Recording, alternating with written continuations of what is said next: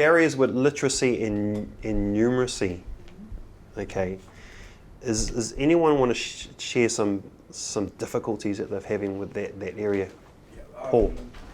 So we've just started putting all of our staff through the assessment tool and all that sort of bits and pieces, and one of my key issues, particularly with Pacifica people who have immigrated here, is that it's really, really difficult to say where ESOL stops and literacy starts. You know, it's a really, really difficult, because I can tell sometimes, for example, a gentleman I assessed the other day really, really knows what he's doing, is very, very good, and I'm reasonably confident that he's got ESOL issues, but you put him through the assessment tool and it says it's a literacy and a numeracy issue, whereas it's most likely not.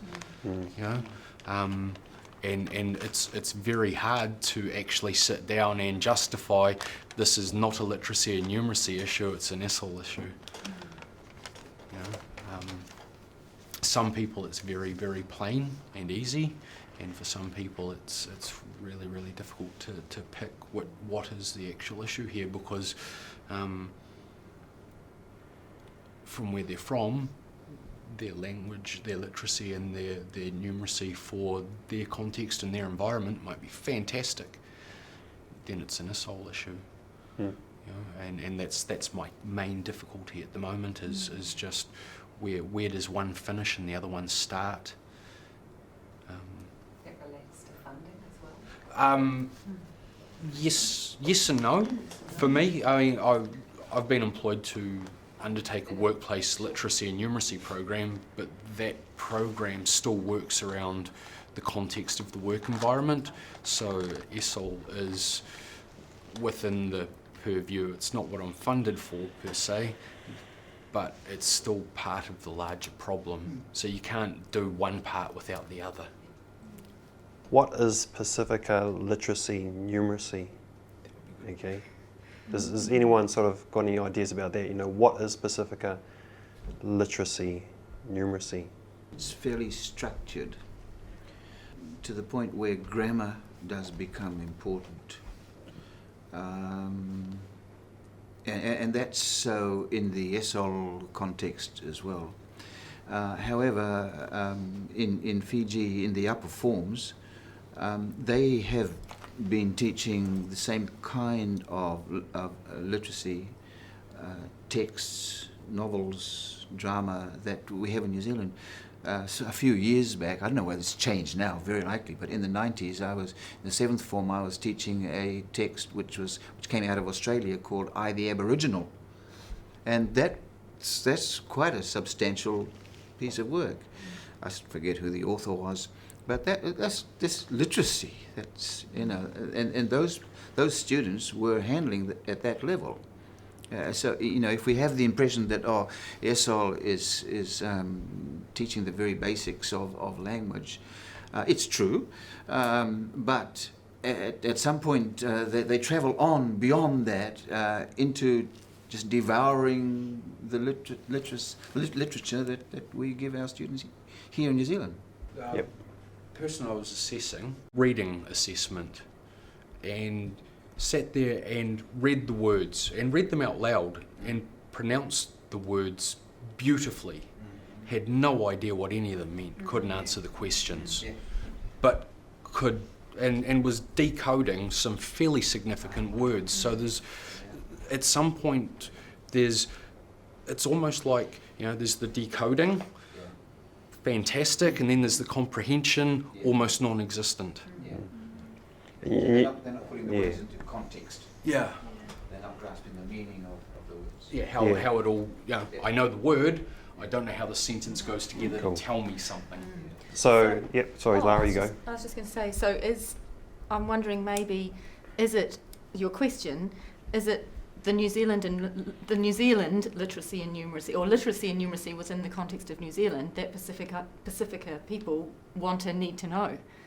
Because our literacy and numeracy has a context that we all understand, and I guess I'm thinking of people born in Pacific Islands now and coming over, but there's some, and with that ESOL learning then, it's the things that we take for granted in our literacy. Is that what it is?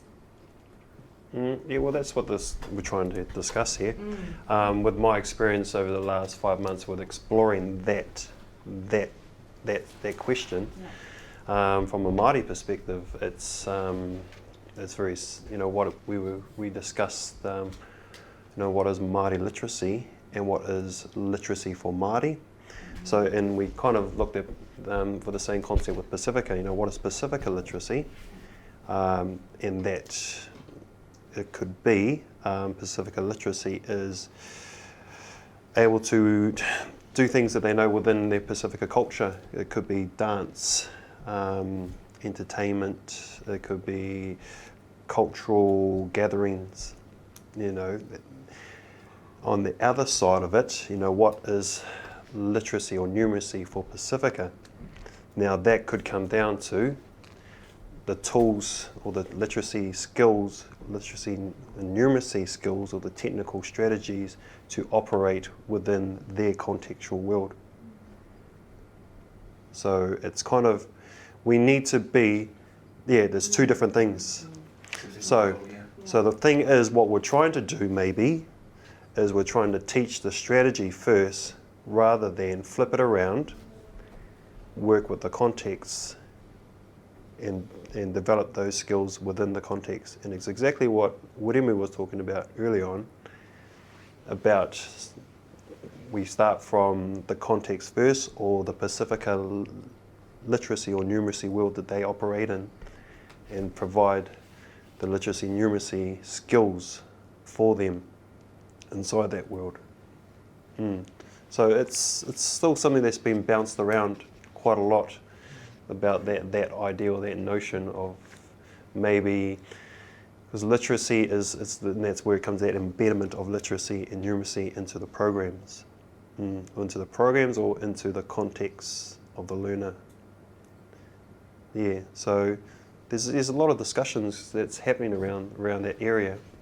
The report that's going to be released at the symposium talks a lot about that from a Māori perspective. But you can take a lot of Pasifika sort of ideas from that as well.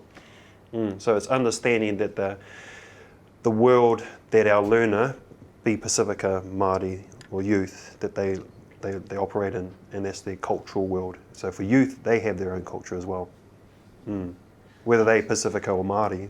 And or what, workplaces have their own culture as well. Workplaces have their own culture. Is that another thing, or is it kind of is, but what you need to understand probably is when you're working within your class, you develop your own culture in your own class, but also understanding that other cultures are coming into that class, but you develop your culture of even respect. We discussed respect the other day and sort of broke it right down, and what does that mean for different cultures? Youth have a different way of respect and showing respect. Adult learners have a different way. They come from a different beliefs.